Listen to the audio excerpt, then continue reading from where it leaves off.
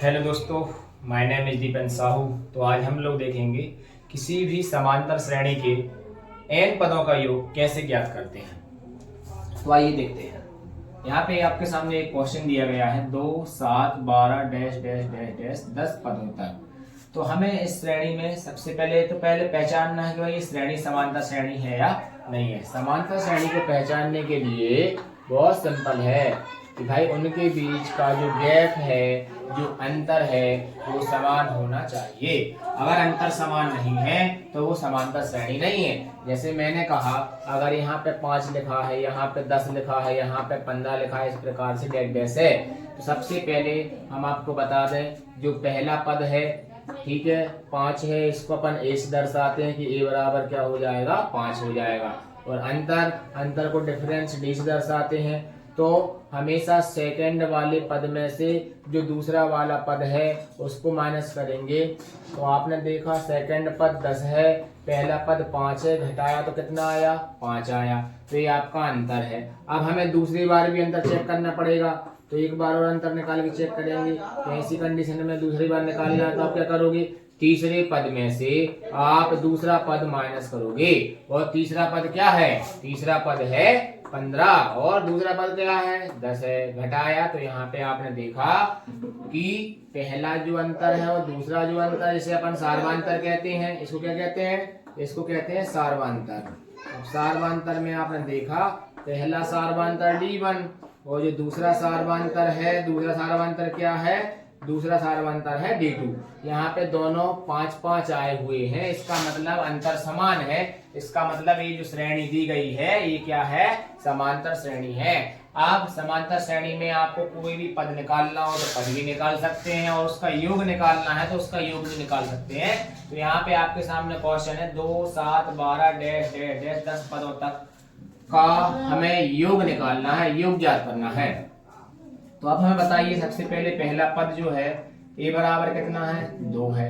अब हमें अंतर चाहिए, तो अंतर कैसे निकालेंगे, घटा के निकालेंगे। तो यहाँ पे देखा अपन ने दूसरा पद क्या है, 7 है, पहला पद क्या है, 2 है। तो 7 में से अगर आप 2 घटाओगे तो कितना आएगा, तो आपका अंतर आएगा 5।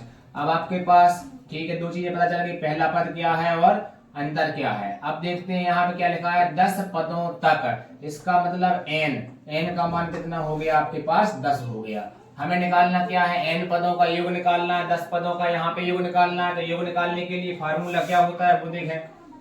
तो Sn बराबर n/2 कोष्टक में 2a प्लस n-1 गुणा करके d। ये होता है योग निकालने का फार्मूला। अब यहाँ पे फार्मूला मान रखेंगे, जहां पे n है वहां पे 10 रखेंगे, मतलब 10 पदों का सम मतलब योग। तो n की जगह पे 10 रखेंगे, 10 के बटे में 2, और यहाँ पे 2 गुणा करके एक ही जगह पे रख देंगे हम लोग 2, धन ब्रैकेट में n की जगह पे 10 ऋण 1 गुणा d की जगह पे रखेंगे हम लोग 5। अब यहाँ पे 10 पदों का योग क्या होगा देखते हैं। 2 से 10 कटेगा, कितने बार कटेगा, 5 बार कटेगा, ठीक है। 2 दूनी कितने हो गए, 4। 10 में से 1 जाएगा कितना आएगा, 9 आएगा। 9 का गुणा 5 में कर लेना। तो यहाँ पे 10 पदों का योग हमने निकाला, तो 9 का गुणा 5 में करेंगे कितने हो जाएंगे, 45 हो जाएंगे।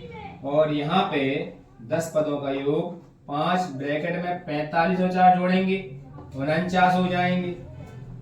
और यहाँ पे गुणा कर दो, अब आप 5 का गुणा 49 में कर दो।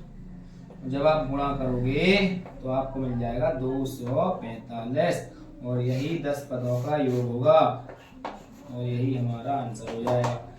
इसी प्रकार से अपन एक क्वेश्चन और देखते हैं दोस्त।